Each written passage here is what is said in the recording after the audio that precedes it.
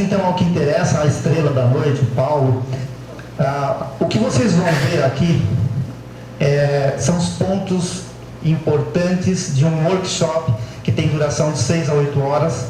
É um trabalho feito em company, em empresas para as quais nós prestamos serviço. E o Paulo vai fazer um resumo, não bem um resumo, mas ele vai pegar os pontos mais importantes para que vocês tenham uma ideia do que se trata essa palestra. Após a apresentação do Paulo, vai ter uma surpresa de alguém que está com a gente aqui, que vai deixar uma mensagem bastante positiva no final, para vocês saírem realmente marcados desse nosso encontro, e que a gente possa de alguma maneira ter contribuído para a melhora de qualidade de vida de vocês, porque esse é o intuito dessa palestra. Tá bom? Paulo, o palco é seu.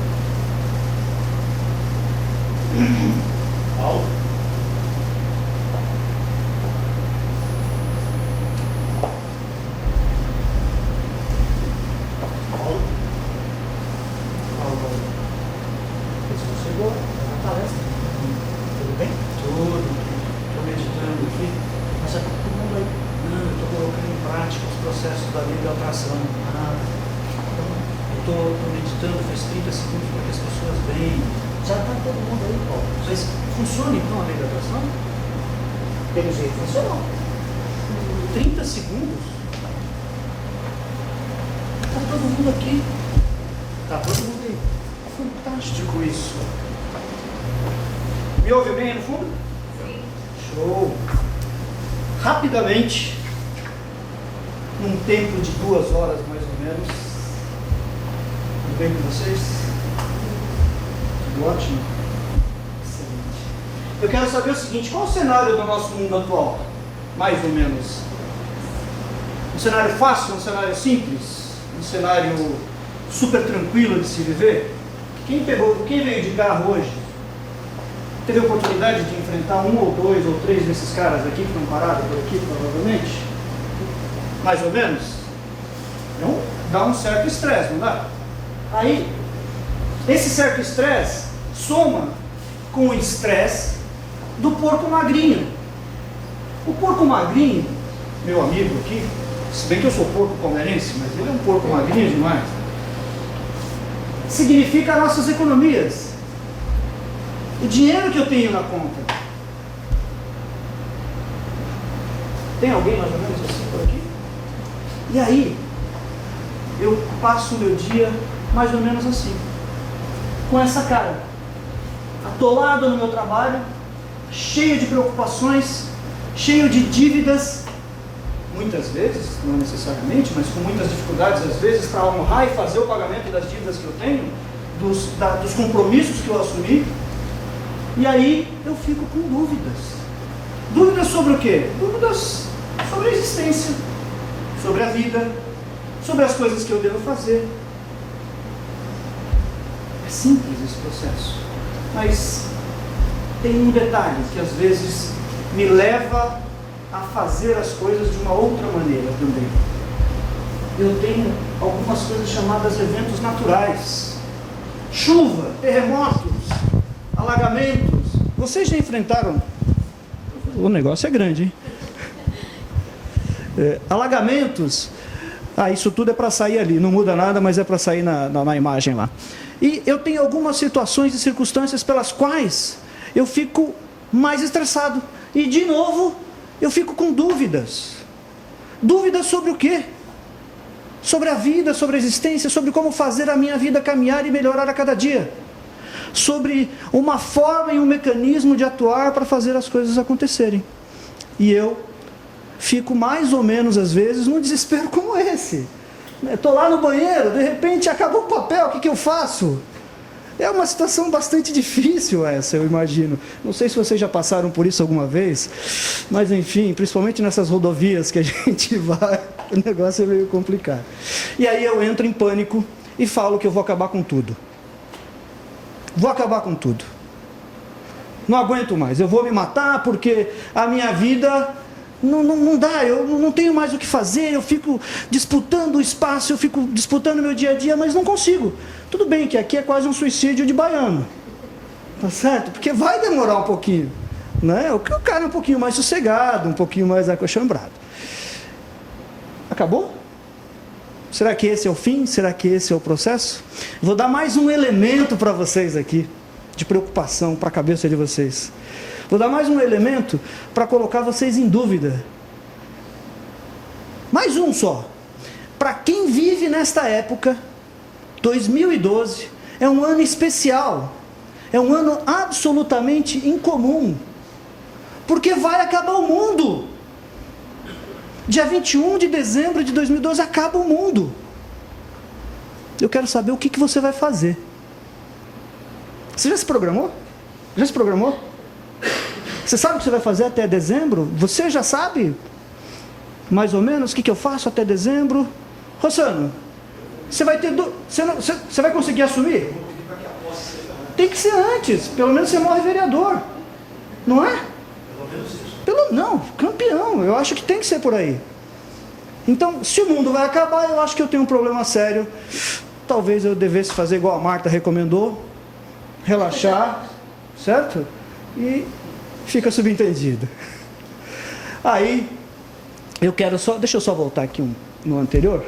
Se ele me ajudar, ajudou. Eu quero lançar uma questão muito rápida. Eu vou passar aqui na frente, pessoal. Uma questão muito rápida. Por que esse estresse acontece? Por que ele chega no ponto de fazer, muitas vezes, a gente perder vidas, perder relacionamentos, perder possibilidades produtivas na vida? Por que ele acontece? Por que eu me deixo me levar com essas situações? Vamos junto, vem comigo. Vamos pensar um pouquinho. Eu descobri, vocês conhecem esse cara? É sucesso entre a meninada, entre a garotada e entre os mais antigos também, como eu. É impressionante, ele continua com sucesso. Eu descobri essa frase que ele usa, que todo mundo conhece. O famoso, foi sem querer, querendo. O que significa? Qual é o mote desse processo que a gente tem do foi sem querer, querendo? Eu faço as coisas sem querer, querendo. Mas como que eu faço sem querer, querendo? E o que isso, o que esse sem querer, querendo, afeta na minha vida? O que ele faz que me afeta tão negativamente e tão drasticamente? Ele gera um processo, não sei se quantos de vocês conhecem, que a gente pode traduzir o sem querer, querendo, por uma coisa chamada desculpas verdadeiras. Isso aqui não é meu, isso é do Paulo Gaudêncio. Paulo Gaudêncio é um psicanalista, psiquiatra, enfim, conhecido. Eu fiz alguns seminários com ele é simplesmente fantástico, é uma fábula, é um filósofo, é um pensador o cara. E ele fala exatamente disso. As desculpas verdadeiras que nós utilizamos a cada dia. Quero que vocês registrem. Primeiro ponto. Desculpas verdadeiras. 1. Aí, eu, como todo bom brasileiro, porque minha vida não deslancha, minha vida não cresce, minha vida não sai do lugar, ela não avança, eu ponho a culpa em quem? Mas é verdade, o governo não atrapalha? Atrapalha ou não atrapalha? Ajuda, mas atrapalha. O imposto ajuda, mas atrapalha. As regras que o governo coloca ajuda, mas atrapalha. Então eu coloco porque eu não consegui alavancar minha vida, porque eu não consegui criar um fenômeno produtivo, criativo dentro da minha vida, o que eu coloco? Eu uso de uma desculpa verdadeira e coloco nesse carinha. Aí vem o segundo. Eu vou reclamar Eu vou sair andando pelas ruas e dizer o seguinte: eu não cresci, eu não produzi, eu não me tornei um grande empresário porque eu não tive uma educação correta. A minha educação escolar foi péssima. Eu ia para a escola, não tinha professor. Chegava lá, quando tinha professor, ele não tinha vontade de dar aula porque ele era mal remunerado. Ele não estava com saco de pagar, de me dar a instrução. E chegava lá e eu coloco a culpa na falha. Então esse é uma possibilidade, um potencial, uma desculpa verdadeira. É possível que seja feito. Essa é uma delas. Ou eu posso dizer o seguinte: a ação do destino. A ação do destino é que fez com que eu entrasse naquele nível de estresse, com que eu entrasse naquele processo maluco de não conseguir prosperidade, de não conseguir realizar minhas coisas, e estou colocando a responsabilidade aqui. Outro ponto. Vamos lá. A fatalidade, os eventos naturais, chuva, tempestades, terremotos, enfim, todo tipo de fatalidade que você possa pensar. Morreu alguém na família, morreu o cachorro, morreu o gato, não interessa. Qualquer tipo de fatalidade que tem, eu vou colocar responsabilidade nela para o não desenvolvimento. Por escolhas próprias. Eu vou reclamar a minha vida toda, o tempo todo, dizendo que eu não fiz as escolhas corretas, que eu não fiz as escolhas corretas. Ora, se você não fez as escolhas corretas, escolha direito, mude. Nós vamos ver como é que faz isso. Nós vamos ver lá na frente, eu quero mostrar para vocês esse ponto. Não cresci, não me desenvolvi porque sou de uma família pobre ou rica. Eu nasci em berço de ouro, não tive todo o amparo possível e não soube aprender a fazer a gestão desse dinheiro, desse capital, dessa prosperidade que eu tinha e perdi tudo. Ou ao inverso. Nasci pobre e vou morrer pobre. Faz parte de uma desculpa verdadeira. Mais um processo de crença instalado que a gente vai checar um pouquinho mais para frente. Fazer coisas que não gosta. Tem gente que vive fazendo coisas que não gosta. Vocês conhecem alguém? Faz o que não gosta. Mas faz, continua fazendo, continua reincidindo, continua indo adiante, continua e não para. Esse é outro ponto. E eu tenho aqui outra justificativa, que é o meio social. Nasci na favela, nasci na pobreza, nasci na miséria, ou nasci na mansão, nasci na palacete, qualquer tipo de justificativa para o não crescimento. Vamos para um outro ponto. Aquele estresse todo gerado por aquelas situações, ele também propicia uma outra coisa, chamada, lembrou? Desculpas verdadeiras? Agora, uma coisa chamada cegueira emocional.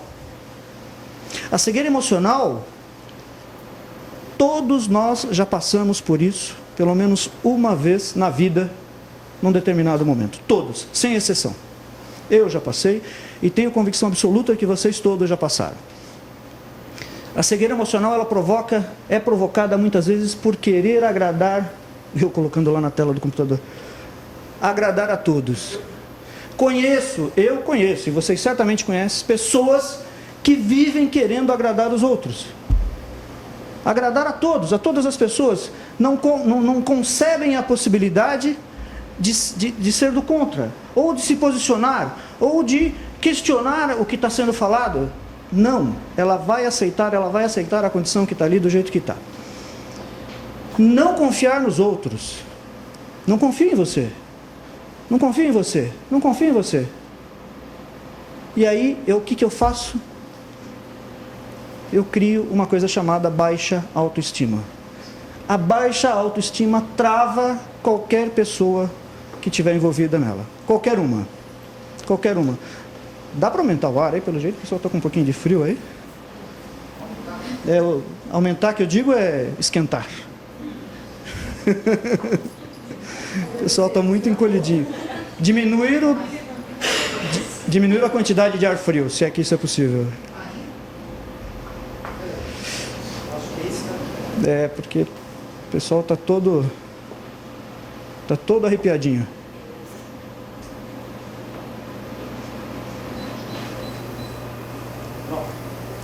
Se esquentar demais, voltando. Aí nós temos um processo instalado que é a baixa autoestima. A baixa autoestima, ela trava, ela paralisa a pessoa onde ela está. A partir dali ela não vai mais. Até que alguém empurre, até que alguém abrace, até que alguém, muitas vezes, coloque no colo. E esse colo, às vezes, é necessário. Esse colo que a gente fala, não, mas a pessoa tem que se movimentar, ela tem que fazer as coisas. Este colo, às vezes, é necessário. Coloca no ombro. Aconchega, dá um abraço, aquele abraço incondicional. Aquele abraço que você não pergunta por que você está abraçando. Abrace. Porque senão eu vou gerar uma outra coisa chamada não confiança em si próprio. Não confiar em si mesmo. Porque no momento que a minha baixa autoestima está instalada, eu passo a perceber que eu não faço parte do ambiente onde eu estou colocado. E isso é um inferno, é um caos. Porque você pensa que se eu não faço parte do ambiente onde eu estou colocado, eu faço parte de onde? Porque se eu estou comigo 24 horas por dia, se eu não me aceito, se eu não confio em mim, como é que eu vou fazer as coisas da minha vida andar? Desculpa verdadeira, cegueira emocional.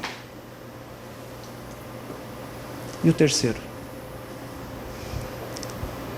Feio, né? Medo. O medo provocado pelas duas instâncias. Veja só que é um processo em crescimento. Desculpa verdadeira, cegueira emocional, e agora eu entro com o medo. Mas o medo do quê? É uma fobia, mas do quê? Eu tenho medo de absolutamente tudo. Existem pessoas que têm medo de ser felizes? Vocês acreditam nisso? Vocês conhecem alguém? Existem, e vocês sabem disso. Tem gente que tem medo de ser feliz. Por quê? Porque não sabe como é. Não experimentou. Não teve o sentimento, a sensação, o prazer, o deleite de saber o que é isso. Então, de novo, essa pessoa também precisa ser acarinhada. Eu preciso ser acarinhado, novamente. Medo de confiar, faço questão de colocar, novamente, medo de confiar em si.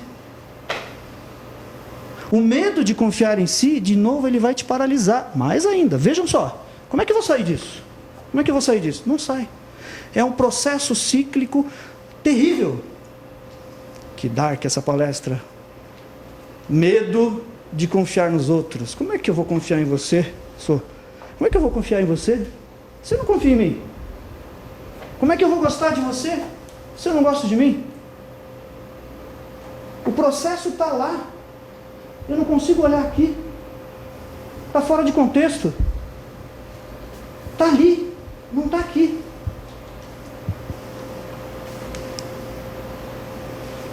Ai, meu amor. Ô, Baldo, parou. Ah, não. Alguém tem medo de expor as suas opiniões? E expor as opiniões, eu vou dizer para vocês, não é subir num espaço como esse e falar para vocês. Não é isso. Porque isso, em tese, é mais fácil. Porque aqui você consegue colocar uma capa. Eu posso colocar um personagem aqui na frente. Eu quero saber como é que é expor a sua opinião quando você está diante do seu filho, da sua filha, da sua mãe, daquela que tem poder para você, mas é um poder que está aqui atrás. É um poder inconsciente. É essa opinião que eu quero saber se você consegue expor. Ou se a pessoa que está nesse nível de estresse consegue expor. Aí nós vamos para o último, que é o mortal, na minha opinião. O medo de amar. Medo de amar. Medo de ser feliz. Pronto. Fecha a conta. Né? Vamos para o hospital, vamos tomar na veia, vamos tomar Prozac. Precisava chamar o Baldo, que o Baldo vai ter que me ajudar aqui nesse processo. Mas pensa assim, o que o medo de amar faz com você? Vocês acreditam que é possível ter medo de amar? Será que eu consigo ter medo de amar, de me relacionar, de me posicionar, de estabelecer um contato, de me entregar, de receber carinho, de dar carinho? É possível? É possível. Muitas pessoas fazem, eu já tive esse processo, eu já tive um medo terrível, mas muito grande desse tipo de coisa. Amar, não, beleza, eu estou aqui, estou bem profissionalmente, deixa na minha caixinha aqui, está tudo em paz, deixa, não, ó, vamos aqui até a página 2, a partir daqui não precisamos entrar mais. Aí, terrível isso, né? O que vocês acham? Tá dark? Um pouquinho pesado, né? Deixa eu falar para vocês. Eu e o Baldo está lá fora agora, nós passamos... O Baldo está aí, Dai? Chama ele para mim. Nós passamos dias e dias fechados em reuniões extensas lá no Horto Florestal, tentando desenvolver um produto que eu pudesse trazer aqui para vocês hoje. O Baldo preparou a caixinha dos R$500? Dos R$500? Isso, preparou? Já pega lá, porque já vai ter muita demanda. Nós passamos aqui mais de dias desenvolvendo um produto que eu vou entregar para vocês. Olha só quanto custa. R$500. Uma caixinha. E eu quero que cada um de vocês compre. Você pode levar para sua casa e você pode dar para o seu irmão, para o seu pai, para o cachorro, para o mendigo que você encontrar na rua, porque está resolvido. Fica tranquilo. Uma dose, apenas uma dose, basta para resolver a questão para vocês. Uma. Então você vai levar uma caixinha, vai chegar em casa, vai dar para a família inteira e nós temos instalado a felicidade no planeta. Está correto? Depois, se você quiser estabelecer uma sociedade com a gente nesse produto, podemos negociar. Esse é um processo interessante. Com vocês, não sei se vai ver bem, porque o teclado, o negócio está bonito aqui. Temos aí o chá do Jatobon. Feito, olha, inclusive com o logo da Mate Leão. Produto de altíssima qualidade. O chá do Jatobon é um chá, vê o que é, Jatobon. Tomei, melhorei. Nunca mais eu vou ter problema. Vocês sabem onde eu aprendi isso? Tem uns 10 anos, mais ou menos, que eu aprendi esse processo do chá do Jatobon. Pega lá as caixinhas, o pessoal quer comprar aqui, o Baldo. R$500. R$500. R$500 a caixinha. É o chá do Jatobon. Por quê? Eu aprendi isso quando eu atendia clinicamente um grupo de adictos na Casa Dia.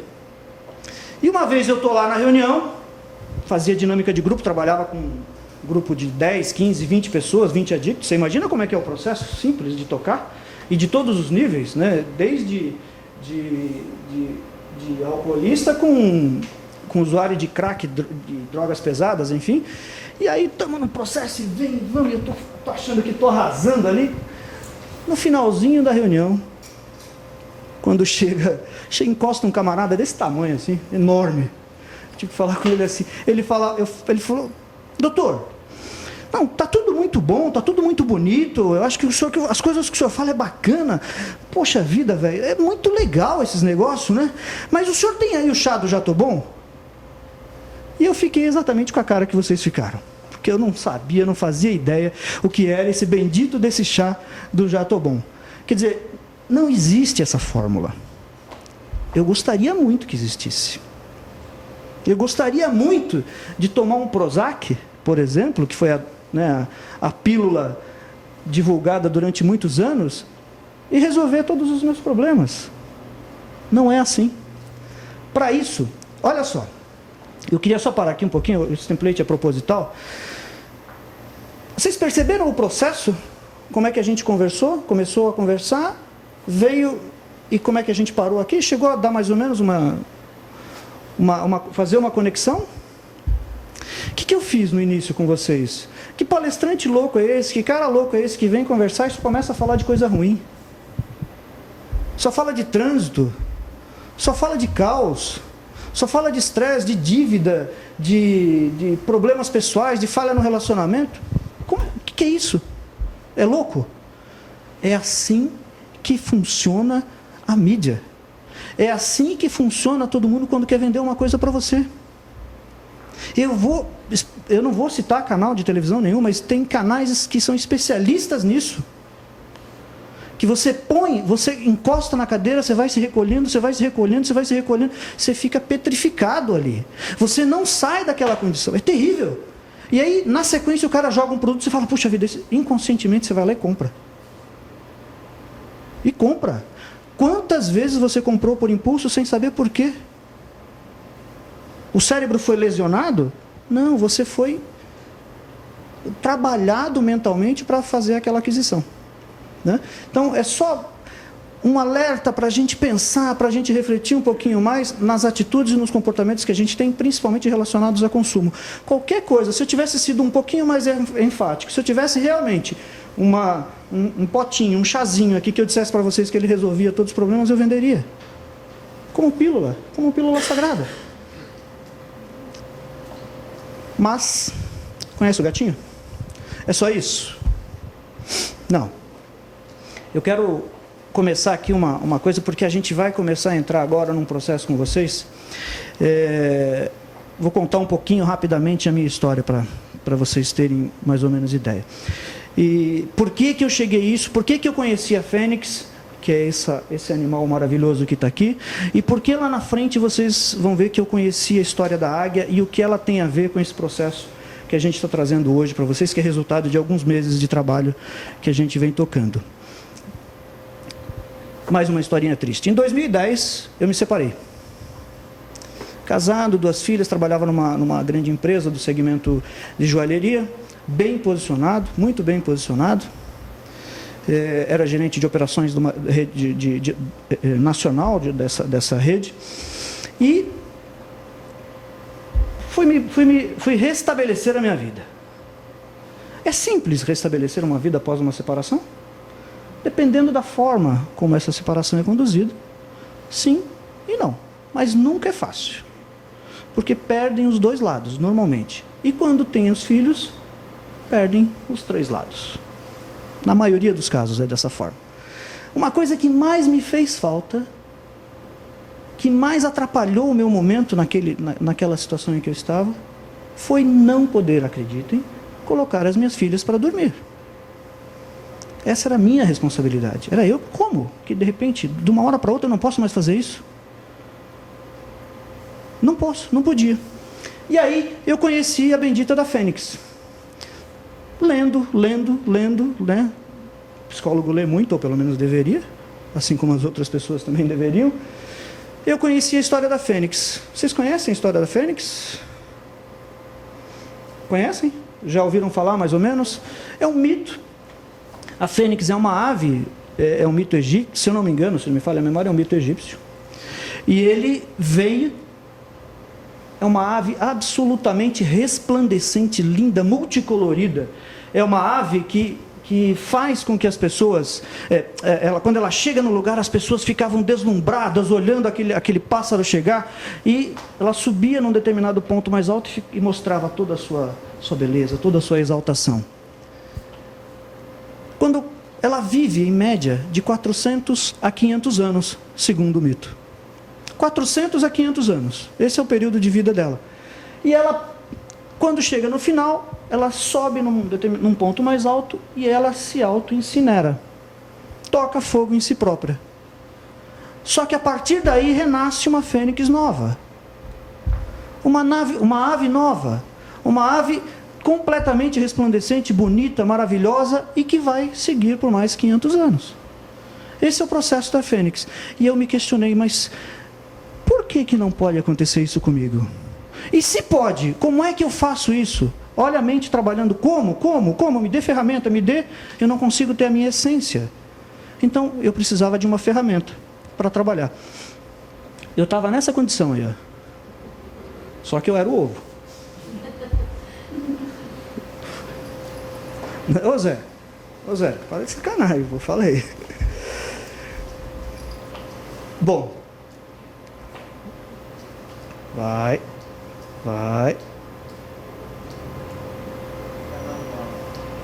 Vai ter que ser no manual aqui, porque parece que deu uma... É a Fênix. Bom, tem um filósofo chamado Bertrand Russell, que ele fala que não ter algumas das coisas que são importantes ou que fariam diferença na nossa vida é um processo fundamental para o nosso crescimento. É mais ou menos por aí a frase. Aí eu pergunto assim, que loucura é essa? Não ter algumas coisas é fundamental para que eu possa crescer. Por que seria? Porque eu passo a fazer perguntas, eu passo a questionar. Quando eu não tenho determinada coisa ou algo que me fizesse satisfeito, que me fizesse pleno, eu passo a questionar o motivo de não ter.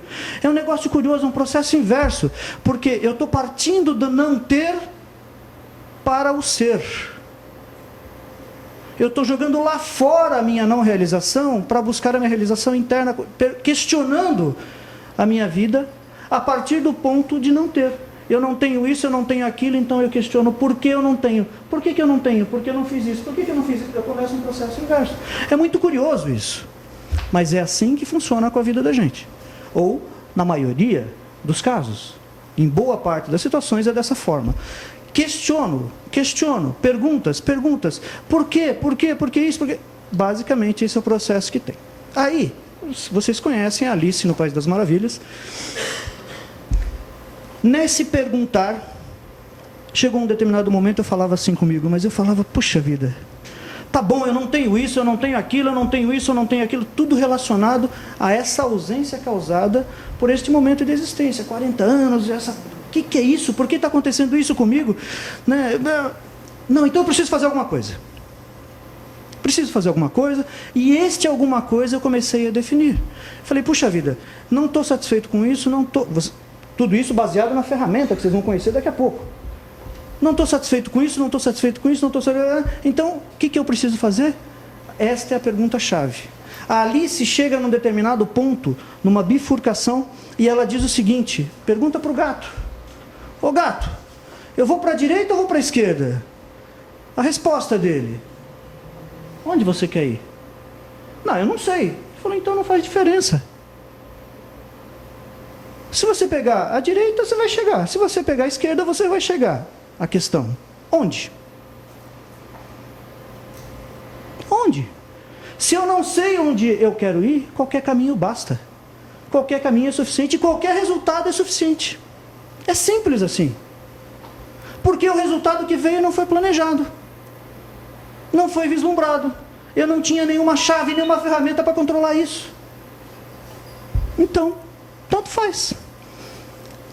Aí eu quero pegar vocês novamente para falar uma outra... São duas palavrinhas a mais que a gente tem, e vem comigo nessa ideia. Eu tinha desculpa verdadeira, certo? Eu tinha cegueira emocional, certo? Eu esqueci o terceiro? Medo, obrigado. Eu tinha o medo. E agora, em função desse processo todo, eu estou dizendo para vocês que eu descobri uma palavra, chamada propósito. Uma vida sem propósito não é vida. Aquela musiquinha, oi, deixa a vida me levar, a vida leva eu, não funciona. Não é desse jeito. A vida deve ter, ela precisa ter propósito. É necessário um propósito na vida da gente. É necessário que a gente estabeleça uma missão. É necessário que a gente estabeleça um princípio, valores, fundamentos básicos para a sua existência. É fundamental. Esta palavra, ela é chave. E aí um dia, encontrando alguns amigos evangélicos, outros coincidentemente uns católicos, espíritas, enfim, de todos os segmentos e ramificações, o cara olha no meu olho e fala assim para mim, eu lembro até hoje, ele falou assim, Deus tem um propósito na sua vida. Aquilo me deu um calafrio, vocês não fazem ideia. Porque o cara falou de uma maneira, mas muito assertiva, que eu falei, entrou lá dentro, foi na minha alma. Deus tem um propósito para a sua vida. E eu falei assim, qual? E a resposta não vinha. propósito que ele tem para mim? Qual? Não, então tá ótimo. Se ele tem um propósito para mim, ficou fácil. Por quê? Eu fiquei esperando esse propósito chegar. E passa tempo, o propósito não chega, e passa tempo, o propósito não chega, e passa tempo, o propósito não chega. Não chegava. E eu estava esperando e o propósito não chegava. E eu estava esperando e o propósito não chegava. Esperando. Aí eu encontrei uns amigos que me colocavam nesta condição. Paulo, você é um cara bom. Você é um cara legal. Você é bacana. O que você faz é legal. O que você faz é bacana. O que você faz é legal. E o ego? Parecia uma águia. Mas vamos falar da águia daqui a pouco. Parecia uma águia. E eu acreditava nisso, mas continuava esperando. Continuava esperando e nada acontecia até que um dia, olhando uma foto que vocês vão ver também, caiu a ficha e eu falei, ok, propósito, mas eu preciso deixar um legado. Eu tenho que ter um propósito na minha vida. Uma vida sem propósito não é vida. Mas esse propósito tem que deixar um legado. E o legado são minhas filhas. O legado não é um legado qualquer. Não é um legado financeiro. Não é a conta bancária cheia, importante e fundamental, mas não é isso. Porque elas vão ter que construir a vida delas a partir de princípios e valores que eu vou deixar para elas. A partir da referência que eu vou deixar para elas. São as duas que vão ter que construir isso. Porque num determinado ponto não é mais responsabilidade minha, já está criado, já foi, é dela.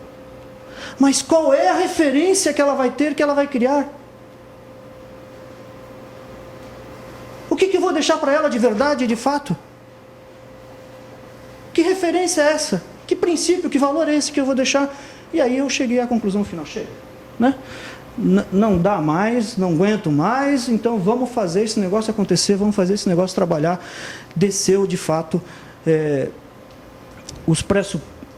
desceu os pressupostos, e eu entrei na minha segunda fase. O meu segundo animal, o meu segundo bicho, que chegou para me dar o alerta. A águia, como muitos de vocês sabem, tem uma história muito interessante. A águia vive 40 anos, vocês provavelmente já conhecem essas histórias. A águia vive 40 anos, caçando, com uma asa e com um voo espetacular, fantástico, maravilhoso. E ela vive, é a senhora das aves no ar. Ninguém consegue superar a águia. Só que chega um determinado momento, ela se recolhe. Ela vai para o lugar mais alto, para a montanha mais alta. Só desligar esse cara aqui também, viu? Dá uma desligada nele também, porque tá causando frios ali, mais calafrios. Ela chega aos 40 anos e ela resolve. Ela fala o seguinte: ou eu faço um processo de renovação aqui, ou eu morro. Não tem muita alternativa para ela. Não tem. 40 anos, ela vai para o lugar mais alto. Chega lá, ela começa a bater o bico na parede da montanha até estourar o seu bico. Quebra ele completamente. Passado um tempo, nasce um novo bico. Lindo, maravilhoso, que vai conseguir cortar as carnes dos animais das caças que ela vai pegar por mais 40 anos. Não acabou aí. Com esse bico renovado, ela começa a arrancar as próprias unhas. Todas as garras são arrancadas, todas, sem exceção. Mais um período, e veja, sem comer. Sem comer.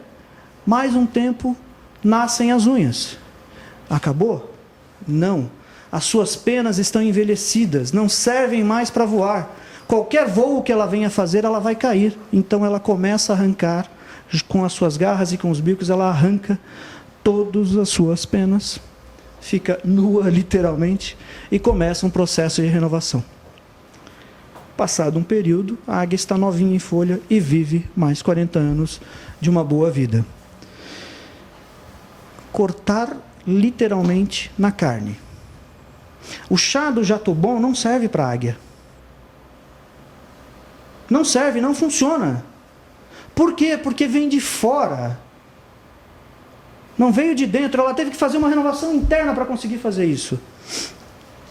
Então, esse processo, ele é muito particular, porque ele tem muito a ver, eu de novo apontando para o computador, com isso. A felicidade é uma escolha. Nós escolhemos ser feliz ou escolhemos ser infeliz. Isso é 100% verdade. A escolha é que não é consciente às vezes. Às vezes nós caminhamos de uma maneira inconsciente pela estrada da vida e não fazemos absolutamente nada, não conseguimos nos renovar.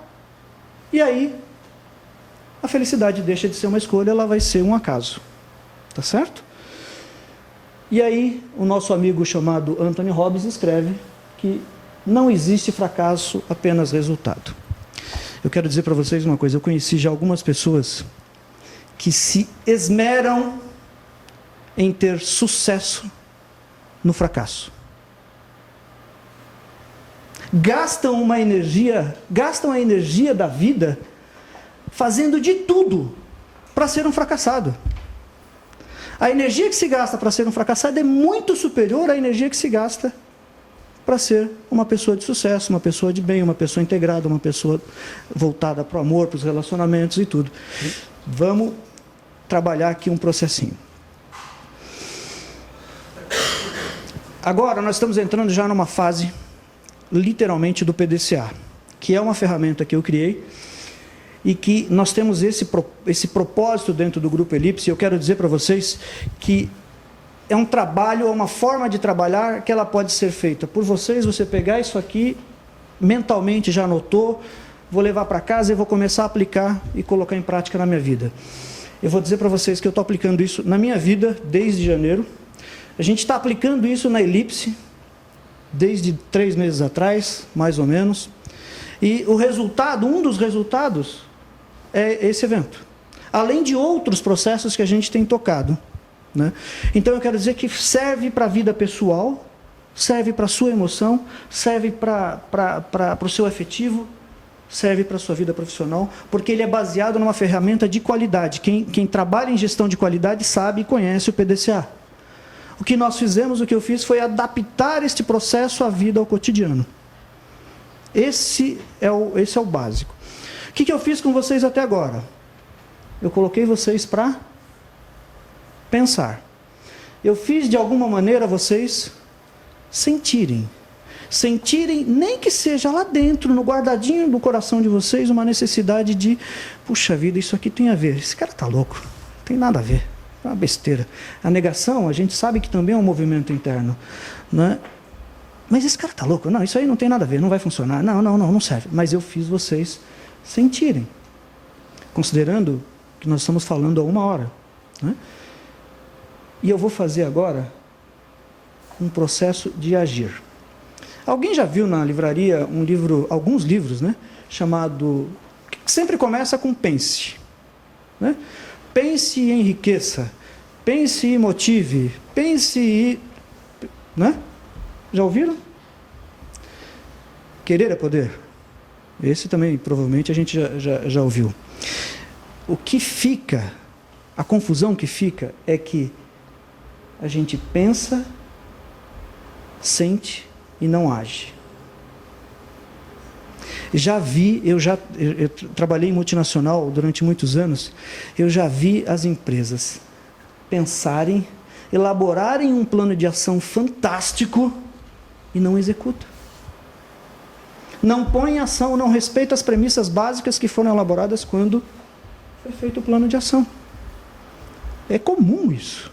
Mais comum do que a gente imagina.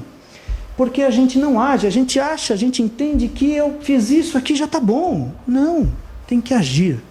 Tem que fazer. Pegar o Rossano, dá licença. O Rossano é eleito. Beleza. Ó, eu já tenho 15 lá na minha manga, né? Mas vamos pensar, mas veja só, é eleito com base em uma plataforma bem solidificada, consolidada, bem respeitada. Quando chega lá no Congresso, é eleito, na Câmara, é eleito, já estou vendo você lá na frente. Quando chega lá na Câmara, não executa. O que ele fez? Não vai ser o caso, mas o que fez? Toda aquela energia que foi gerada de confiança entre a população que o elegeu, vai para o esgoto, vai para o ralo. E nós fazemos isso com a nossa vida. Nós fazemos isso com a nossa vida muitas vezes. Quantas pessoas a gente conhece que hoje literalmente está no ralo, porque não agiu, está esperando até agora. O quê? O propósito de Deus. Pelo amor de Deus. Deus tem um propósito na vida de todas as pessoas. Eu acredito nisso. Mas eu preciso agir. Eu preciso agir. Então, o PDCA é uma ferramenta que nós criamos, que nós elaboramos, exatamente com essa ideia. Tem alguém de qualidade aqui? Da área de qualidade? Que já conhece o PDCA? PDCA. Né? A gente vai detalhar cada um. Esse cara foi criado por dois sujeitos, o Walter e o William. Né? Ambos americanos ou estadunidenses. Né? Um criou e o outro divulgou. É fácil conseguir isso depois na internet, você consegue buscar mais detalhes, mas é uma ferramenta de gestão. O objetivo dela, fundamental, é minimizar erros nos processos de trabalho, nos projetos que estão estabelecidos, e, óbvio, aumentar a produtividade, a qualidade do trabalho, enfim, essas coisas. Ela é um instrumento poderoso quando aplicado de uma maneira correta dentro das empresas. Eu já vi isso acontecer, já apliquei, já coloquei em operação. Funciona. Funciona. É fantástico. É uma ferramenta poderosa. O que nós fizemos? Nós trouxemos isso e adequamos. Fizemos algumas mesclas para colocar isso. Vai ser estranho falar em estabelecer meta, estabelecer objetivo para a vida pessoal, para o emocional, mas é necessário. Pense. Aqui é trabalho. Isso aqui demora 4 horas para a gente expandir para vocês, né? Porque a gente entra em cada um dos detalhes. Mas eu quero que você pense o seguinte: você precisa identificar o problema que você quer resolver. Qual é o enigma que está atrapalhando a sua vida? Em que área a sua vida parou, se é que ela parou? O que eu fiz que deu errado? Eu estou nas causas. Veja só isso. O meu amor, eu não consigo namorar. Por quê? Nós vamos dar 2 exemplos de depressão e pânico mais na frente, para vocês verem como é que encaixa esse processo. Mas eu não consigo namorar. Mas não consigo namorar por quê? Eu preciso fazer algumas perguntas. É necessário que você faça algumas perguntas para entender efetivamente o que está acontecendo. Qual é a causa que está levando você a ter esse problema? E aqui, um segredo básico. Normalmente, lembra que eu disse que a responsabilidade pelo meu resultado atual é só meu? Se eu tenho um problema instalado, eu tenho a solução. É simples assim. Se eu tenho um problema instalado, a solução continua em mim. Como sempre, para tudo. Absolutamente tudo, por incrível que pareça. Identifiquei as causas. Identificar as causas é voltar um pouquinho no passado, não é fazer terapia. Terapia você vai pegar os nossos amigos clínicos, vão botar numa sala, vão fazer análise, faz todo o processo porque ajuda e ajuda muito. Mas eu preciso saber, deste problema em especial, o que está originando? Isso, a resposta você tem. A solução, ela está efetivamente no próprio problema. Identifiquei as causas, eu vou começar a gerar um método de trabalho para atuar em cima dessas causas. Tecnicamente, arrumar namorado, o que eu faço? Tecnicamente, qual o método, qual a ferramenta, qual o instrumento que eu vou utilizar? Para que isso comece a ter uma efetividade na sua vida. E aí, eu tenho uma última coisa que eu preciso fazer nesta fase de planejamento, que é identificar os recursos que eu tenho. E aí, recursos são financeiros, são emocionais, são de relacionamento. Eu conto com o apoio da minha família, por exemplo, para essa ação que eu preciso fazer. A minha família é contra. Ou eu tenho dinheiro para fazer um curso, tenho dificuldade em falar inglês, por exemplo, uma coisa simples. Eu tenho esse recurso? Não tenho. Então, como é que eu posso fazer? Vou procurar cursos gratuitos. Você começa a fazer perguntas e a partir daqui, a partir de uma planilha, você começa a estruturar o seu plano de ação. Plano de ação para a vida. O meu está nessa máquina aqui, não posso perder. O meu está nessa máquina aqui, que eu fico acompanhando, eu fico verificando a cada prazo, a cada tempo, para ver se ele está sendo atingido. Muito serena, muito tranquilamente. Eu odiava isso. Conversando com os amigos psicólogos, não, você precisa, porque... Eu falava, você está louco, vou fazer isso para a minha vida. Você bebeu, cara. Não, a vida é de outro jeito. Não, gente. A vida precisa ser tratada, por incrível que pareça, como uma empresa. Em muitos aspectos. Eu preciso fazer gestão financeira na empresa. Não preciso? Preciso fazer gestão financeira na minha vida. Eu preciso fazer gestão de relacionamento na empresa. Preciso fazer gestão de relacionamento na minha vida. Simples. Ou nem tanto. Vamos para o segundo. Aqui. Aqui eu quero que vocês... vamos ser rápido, mas eu gostaria que vocês... Vem comigo aqui, porque olha só. Eu estou dizendo para você, aqui depois a gente vai ter mais um, eu vou para frente e vou voltar, se ele me obedecer. Aqui a gente vai estar falando depois de depressão e síndrome do pânico. 2 exemplos. Rapidamente. Vamos, meu amor. Fala, Baldo.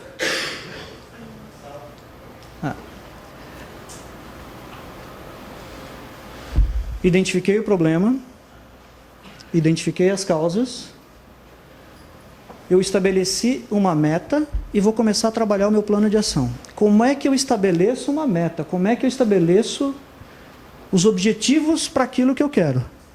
Como é que eu faço isso? Através de um princípio básico. O meu objetivo, a minha meta, ela tem que ser restrita a um determinado tempo. Eu não posso colocar isso para acontecer daqui a 10 anos, 20 anos. Até posso. A minha meta é daqui a 10, 20 anos ter isso. Tá bom. Mas eu preciso quebrar isso em 3, em 4 partes para ter metas menores, para que eu possa atingir essas metas menores e ir celebrando a cada meta que eu for atingindo. Então eu vou quebrar isso em fases e vou fazendo conquistas nesse processo. Ele tem que ser específico. Qual o foco? Quero resolver todos os problemas da minha vida. Qual? Qual é a sua dor? Qual é a sua angústia? O que você deixou de atingir? O que você quer resolver? O que você quer melhorar? Onde está isso? Vamos definir? Tá bom, você quer fazer um brainstorm? Vamos relacionar tudo aqui, dá 10, 15, 20, uma ficha corrida? Vamos eleger as prioridades. Dessas prioridades eu vou pontuar para você, vamos junto, vamos fazer. E aí eu elejo 1, elejo 2, elejo 3. Não é que as outras não sejam importantes, mas na medida em que eu for resolvendo essas primeiras, eu entro nas outras.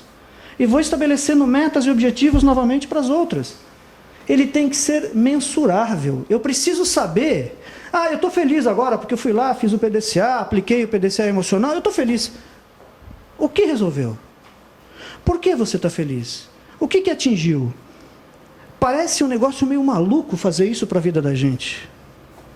A gente não aceita muito bem esse processo. Não, minha vida é assim. Mas é assim.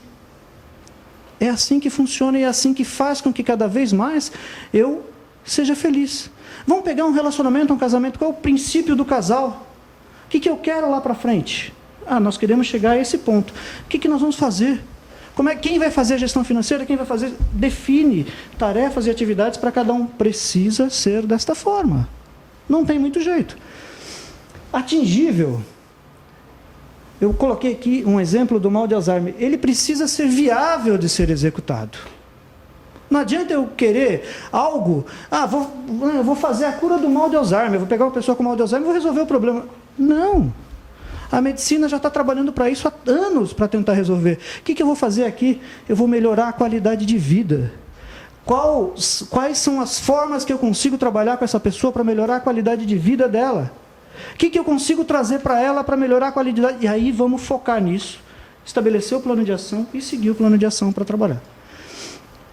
Irrelevante. Dentro dessas 10, 15, 20 itens que nós temos, eu vou eleger aquele que seja relevante, aquele que esteja me causando mais dor, mais angústia e tudo mais. Às vezes é difícil, porque normalmente aquele que me dá mais dor, eu não quero nem olhar para a cara dele. Não é simples. Mas normalmente eu vou mexer em alguma coisa que está me causando problema, eu não quero nem saber dele, eu deixo para lá. Mas é preciso coragem para poder mudar. Literalmente é preciso muita coragem.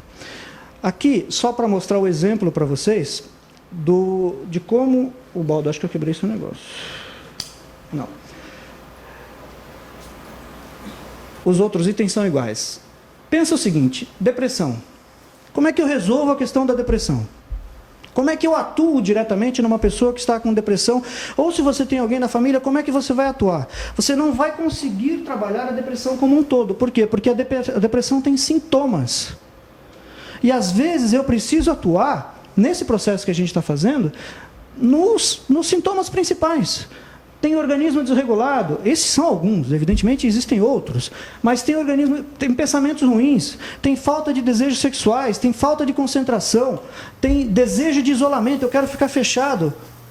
E aí, o que está atrapalhando mais a minha vida nesse momento? Qual desses sintomas está me trazendo mais problema? Eu vou lá, atacar esse cara, estabelecer um plano de ação para ele e vamos trabalhando passo a passo.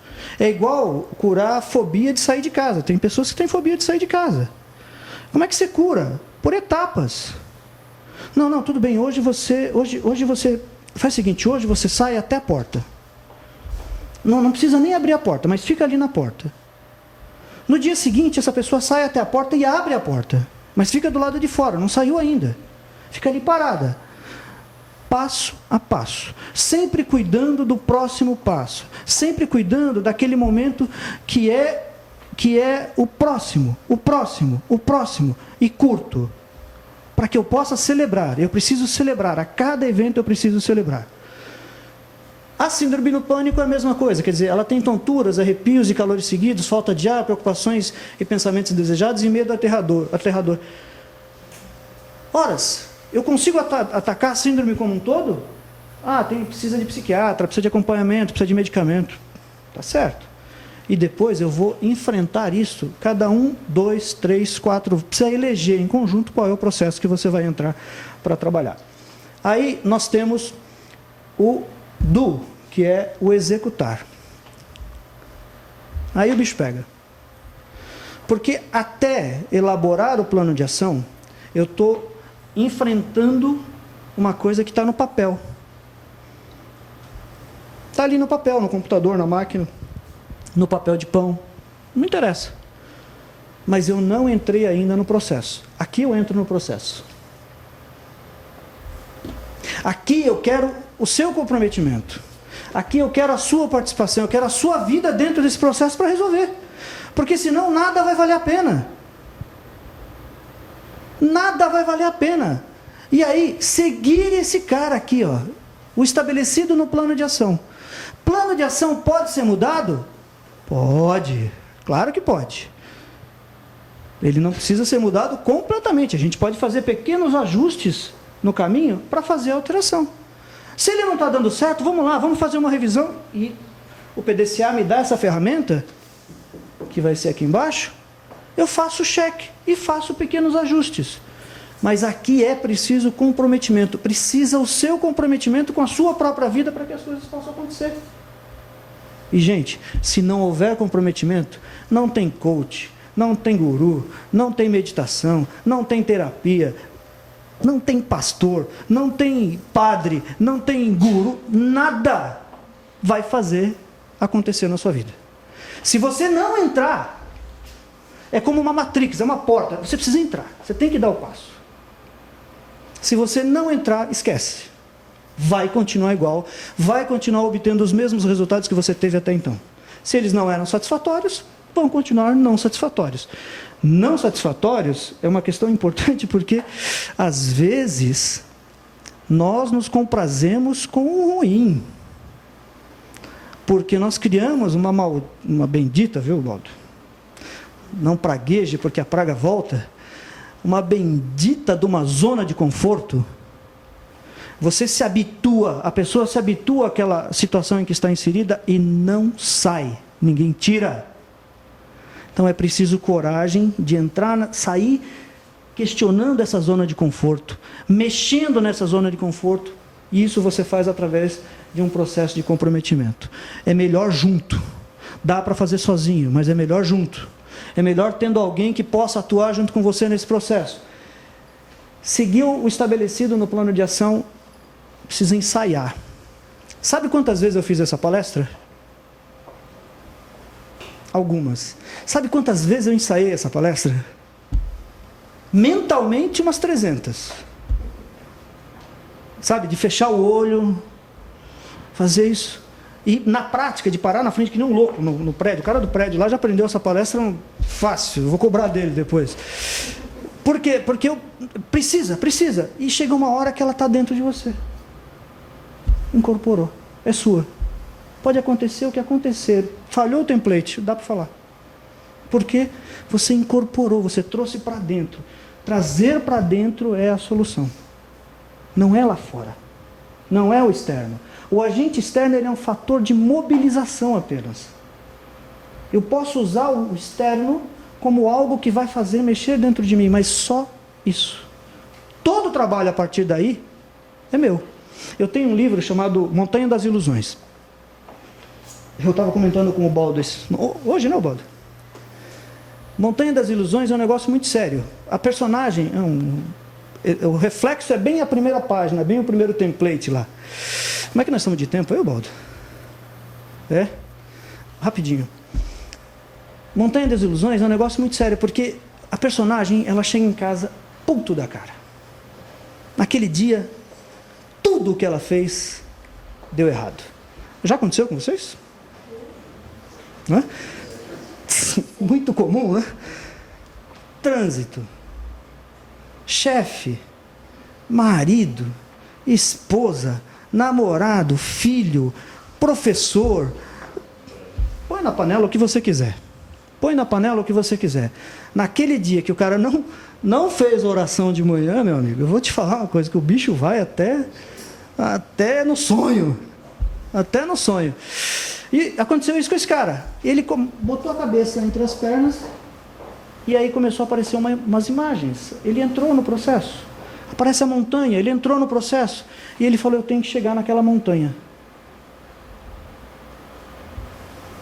Só que ele fez o quê? Nada disso. Ele foi. Uma coisa que ele poderia levar 1 dia, 2 dias... Tudo bem que essa demora dele fez a beleza do livro inteiro, né? Mas ele andou a montanha inteira, ele já estava dentro da montanha nesse processo, foi um processo de autodescoberta maravilhoso. Só que ele não tinha plano nenhum. Se perdeu, perdeu a perna, sangrou, foi assim, foi um processo maluco. Depois vocês compram o livro para saber o que acontece no final. Mas o que eu quero dizer é o seguinte: ele tentou, ele realizou, ele colocou em ação, só que ele não planejou. É preciso planejar a nossa vida. Principalmente porque vai acabar em dia 21/12. Então você precisa agora, já, estabelecer o que você vai fazer, e vai chegar lá em 2012 e vai falar assim, caracas, eu fui foda, eu fui muito bom. E você vai fazer isso. Ficou mais ou menos claro o D? Tem mais 3 templates, só já estamos acabando aqui. E aí nós vamos para o check. Ora, planejei, coloquei em ação, certo? Né? Eu estou fazendo, colocar em ação é o fazer ali, né? O do, o executar. E agora eu preciso checar. Quantos de nós checamos os resultados da nossa vida? Quantos de nós fazemos uma avaliação sincera sobre o resultado das coisas que acontecem na nossa vida? Por quê? Porque eu estou envolvido com o dia a dia. Eu estou envolvido com as minhas despesas, eu estou envolvido com tudo aquelas coisas que estão acontecendo. Não dá tempo, não filho, vamos conversar, não dá para conversar, não, esposa, marido, não dá. Eu não consigo parar. Por que eu brinquei de meditar? O dia que eu descobri a meditação, é um processo fenomenal, gente. Você não precisa ficar 1 hora, 2 horas fazendo meditação. Não, isso é para guru, é para o cara que está lá no Tibete. Ele não precisa ganhar a vida como a gente precisa. 10, 15 minutos que você tirar do seu dia. É um inferno isso, porque a gente tenta não pensar e não consegue. Então tem uma técnica fácil de fazer. Tem meu sobrinho que ficou 10 dias meditando agora, né, Luiz? 10 dias meditando, fez Vipassana, um negócio fantástico, fabuloso. Eu não sei se eu conseguiria, mas enfim. Eu vou dizer para vocês, sentou, não precisa ficar em posição de Buda. Fecha os olhos. Você vai começar a enxergar na tela da mente os pensamentos, eles vão passar. Eles vão passar por você. Seja um observador do seu pensamento. Observe o seu pensamento. Não se identifique com ele. É um pensamento apenas. Ele passa. No início vai passar uma boiada. 2, 3, 4, 5, 6, 7, 8. Daqui a pouco você foca na sua respiração. Desce. Sobe, desce. Sobe. Você vai começar a perceber que eles vão espaçando, eles vão desaparecendo, vão demorando mais esses pensamentos para aparecer. Aí aparece um outro cara, outro dia eu brinquei, eu falei, isso aqui deve ser coisa do demônio. Ele deve pegar uma agulha e deve começar a começa a cutucar a sua perna. Você começa a sentir coceira no nariz, a orelha começa a incomodar. Não tem nada, é coisa da mente. Ela está testando o seu limite para ver se você realmente está disposto a fazer aquilo. Mas faz esse processo. Entra dentro é lindo isso, né? Mas entra em si. Faz um mergulho dentro de você. Se experimenta. Faz um teste. Fala assim, puta, que pessoa gostosa que eu sou, e começa a entrar. Você vai descobrir maravilhas.